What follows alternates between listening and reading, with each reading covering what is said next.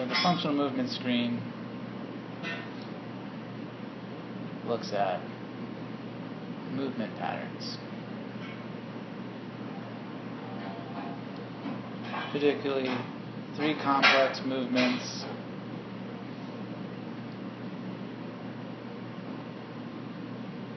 overhead squat, inline lunge, and hurdle step.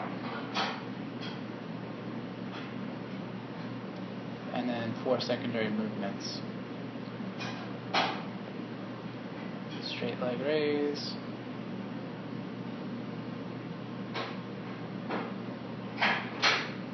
trunk stability push-up,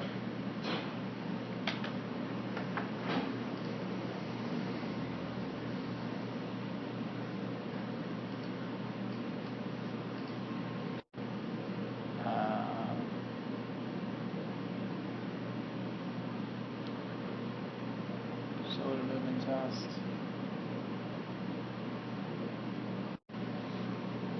and rotary stability. So the FMS is a screen. Okay, it tells us about flaws in these movement patterns, and which pairings of flaws tells us where to look for our deeper understanding of why the movement's not working. So, for example, on a movement like an overhead squat, there's lots of pieces that could not be working well. But if we find somebody does poorly on the overhead squat and poorly on the trunk stability push-up, we want to investigate a core weakness, because those are related problems.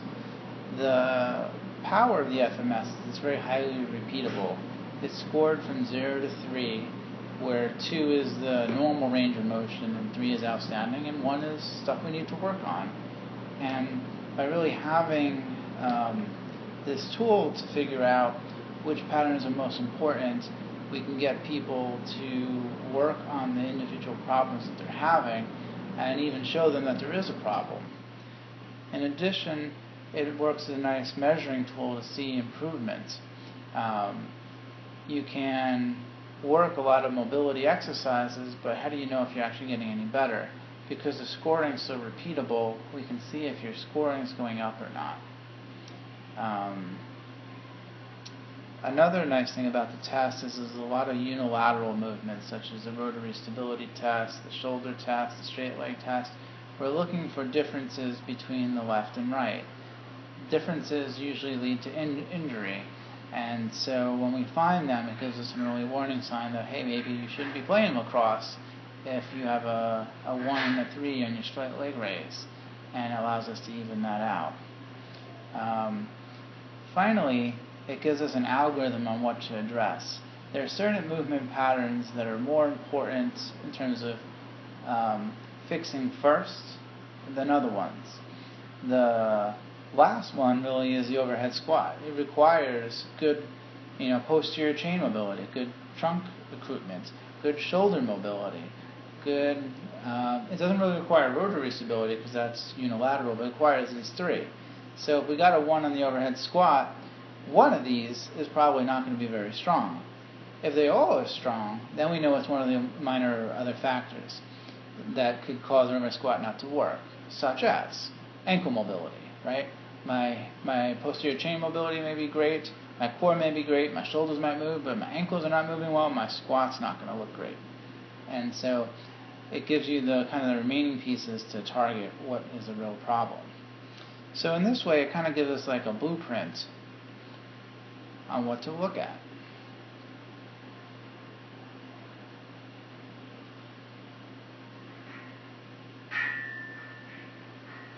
And then we have corrective exercises that provide that. So moving on then to the Y balance test.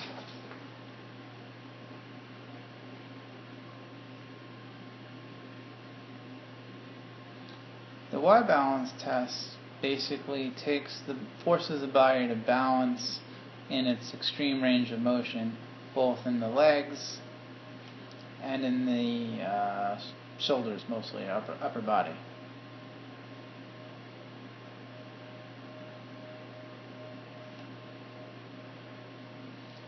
The legs part is a closed chain test where we're kind of working with oral weight over our axial body.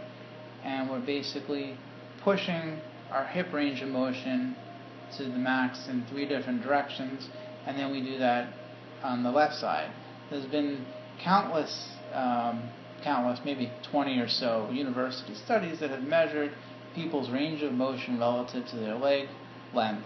And when there is either differences of 4 centimeters or more, or they were below a certain average based on their leg length, the risk of injury was higher because they had either not enough mobility or uneven mobility. Uneven mobility causes strain on the skeletal system, leading to things like MCL injuries and things like that. And so the score that you get from the Y-balance closed chain leg test tells us a risk factor for playing whatever sport that you might want to play. The upper body quadrant test works similar.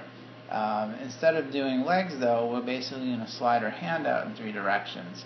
It's really powerful for finding shoulder problems left and right, because if you have any shoulder problem, the ability to kind of push weight up on top of you is going to be very difficult, or in front of you, rather.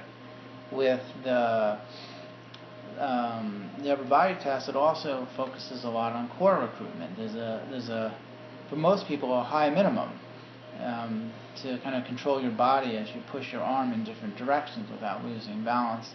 And it works really well to flag which parts of your core are not firing. People often think of the core as one muscle or really one system, and indeed it does function that way. But when there's a problem, now we got to look at what parts of it is. It does work obliques, it works the rectus abdominis and the transverse abdominis. And if we find a particular position a client's losing balance, or there's a restriction on the distance they can go, it's either going to be shoulder or core, right? That limits the problems and tells us what we need to work on.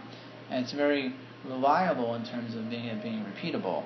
If it's a core weakness, we can strengthen that core and then see if their numbers go up, and then that will help repair the problem. And that's really how it works.